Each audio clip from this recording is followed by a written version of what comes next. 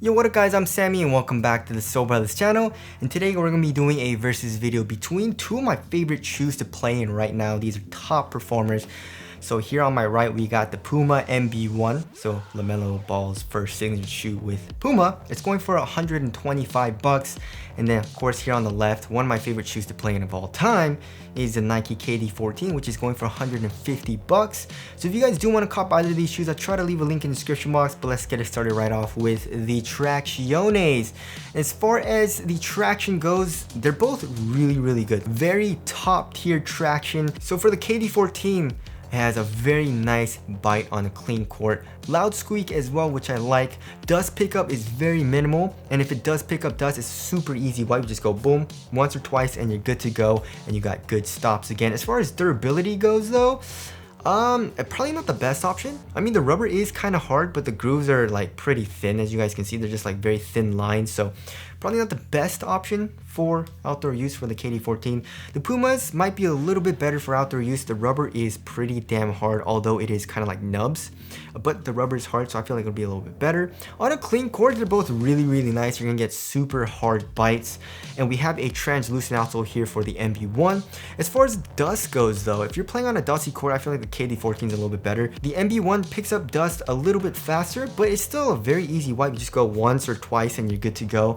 But it just picks up dust a little bit faster. So obviously if you don't like wiping, go with the KD14, but if you don't mind wiping, then you should be fine with both of these shoes. They're both top tier performers for traction, but for me on an indoor court, just because the KD14 is a little bit better on dust, I'll give the edge to the KDs. Also another plus for the Pumas is the outsole curvature, right? So the KD14 has a little bit of a curve here, but the MB.01 is very curved, and it just kind of like makes me wanna go on this side of my foot, and it feels really nice. Reminds me of old school Kyries, like the Kyrie 2, Kyrie 3. So that's just a nice little bonus for me that I really like. And if you guys like that, then I probably go with the Pumas, right? All right, moving on to the heel to toe transition. They're both pretty damn smooth. I would say the KD14 is a little bit smoother just because of the heel. So as you guys can see, the KD14 has a fully exposed Cushlon midsole, which feels extremely nice, a nice curved shape as well. The MB.01 on the other hand has a little bit of caging, so it feels a little bit, just a tiny bit clunky. It's not clunky, just a little bit clunkier than the KD14. It has a nice curved shape and all that, so it feels pretty nice, but overall, the KD14 is a little bit smoother just because of the heel. And then here in the forefoot, we have a nice curved shape for both of them, and also a lot of forefoot flex, as you guys can see. And Puma, same thing. So I'll give the slight edge to the KD14 just because of the heel, and that's just me nitpicking. They're both nice. All right, moving on to the cushioning setup. KD14 for the win. And I don't know how you put full-length Cushlon and a full-length Zoom Strobel unit and still have better court feel than the MB.01, right? So in the MB.01, we got full-length nitro foam, which is super nice. You know, it's soft. There's a nice little compression, although it is caged here on the lateral side and the heel, which you can't really feel the compression from the midsole as much, but underneath your foot is pretty damn nice. But of course, you can't really beat the KD14, right? So we got full-length Cushlon, like I mentioned, and full-length Zoom Strobel, which, you know, right underneath your foot, it's super bouncy. There's a lot of compressions, pretty responsive too, and you also get good compression from the Cushlon. I do know some people that say the KD14 is a little too much, like the Cushlon is too soft with the Zoom unit. So if you want more of like a mellower cushioning setup, you know, or like I guess a little bit more responsive, not too much compression or anything, obviously go with the MB.01. But I feel like, you know, most people that I know, like it's only a couple of people that I know that don't like the KD14. But everyone else that I know, they say the KD14 is super nice, and I agree. I love the KD14 cushioning setup. It's just, you know, it has better court feel, it has more bounce. Impact protection is a little bit better as well, although the MB.01 is nice.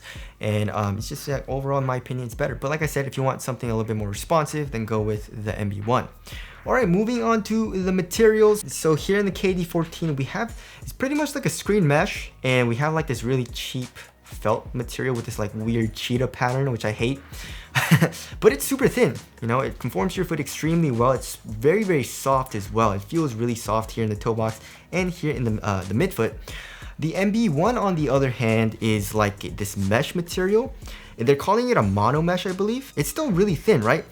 But just because of all this fuse around the toe box, it stiffens up the material a little bit and it feels a little bit stiffer. It's still soft, but then it just feels a little bit more supportive is what I'm trying to say.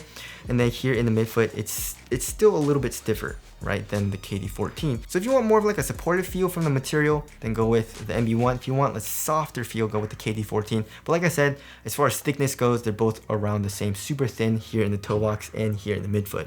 As far as the padding goes here in the ankle area, I would pretty much tie it up. There's a good amount of padding, which feels nice. And for the tongue, I would say the Melos are a little bit puffier, just a tiny bit. But the KD14 still has a little bit of padding, which feels nice. So the overall material, the KD14 is more soft, right? But the MB1 is more cozy and more kind of like comfortable, I would say. And also a little bit more supportive. So they're a little bit different. And it all depends on what you want. So like I said, if you want the more supportive and all that, go with the MB1. But if you want something softer, go with the KD14. I'd say I like the KD14 a little bit better. I do like the more kind of like minimal feel as well. Now moving on to the fit, I went true to size for both of these shoes, and both of these shoes fit me extremely well. So toe box is quite snug, and the KD14, it stretches out a little bit. The MB1 doesn't really stretch out all too much just because of this fuse. But they're both snug here in the toe box, and then they're both slightly narrow. And lengthwise, like I said, true to size was good for me. So if you like a nice snug fit, you should go true to size. If you have a thick foot, wide foot, or you want a roomier fit, probably go up half a size. But for me, both of them fit me extremely well.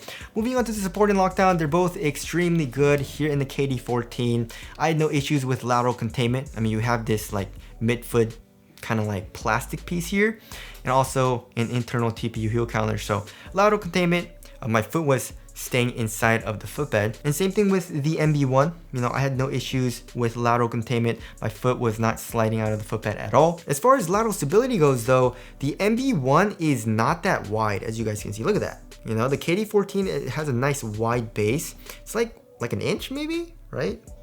But anyways, lateral stability, I would say the KD14 is a little bit better. The MB1, to be honest, I didn't really have any issues with lateral instability, just because I feel like the outsole curvature here just keeps you on the medial side of your foot a little bit, right? So it doesn't ever want to go this way. So because of that, I feel like, you know, most people should be good. Just because in the Kyrie 2 and the Kyrie 3, which is very, very similar, the width of the shoe and also the outsole curvature is pretty much identical, I would say, right? And I had no issues with the Kyrie 2 and the Kyrie 3, and I had no issues here in the MB1s. And now moving on to ankle support, pretty much the same. As you guys can see, it's like the same. It's very similar actually. It looks like the MB1 kind of copied the cut, you know, the shape of the cut here in the heel, but yeah, it's like the same shape, and they both have not a lot of ankle support. All right, moving on to the weight of the shoe, I feel like the MB1 is going to be a little bit heavier, right? So it's 13.8 ounces, and the KD14 is like 12.5, I think. Yeah, 12.5. So yeah, the KD14 is definitely lighter, and it feels lighter. It feels lighter. It feels more minimal. Like I said, the MB1 feels a little bit cozier, a little bit like the material feels a little bit thicker and a little bit stiffer as well. Not a bad thing. It's just a different feel, just because like it's not too stiff or too heavy or too bulky or anything, in my opinion. It's just a different feel. And for me personally, I would say I like the overall feeling of the KD14 better, just because I like to have a thinner material and a lighter shoe. If you want like the cozier material and also kind of like the more supportive feeling upper and all that, the MB1 is probably the better choice.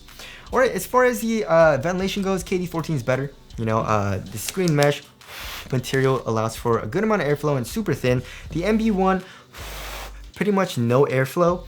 And although it is thin, but the MB1 overall is a little bit hotter than the KD14. Moving on to the aesthetics, definitely the MB1.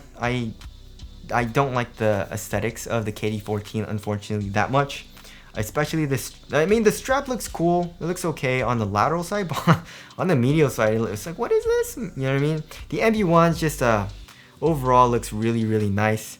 So tell us what you guys think looks better down in the comment section below. So wrapping things up, yeah, you can't really, or in my opinion, you can't really beat the KD14, right? The cushioning, in my opinion, is better. It's a little bit lighter and all that, but the MB1 is still super duper nice. I really like playing in this shoe, and it's in my rotation very heavily. Same thing with the KD14, right?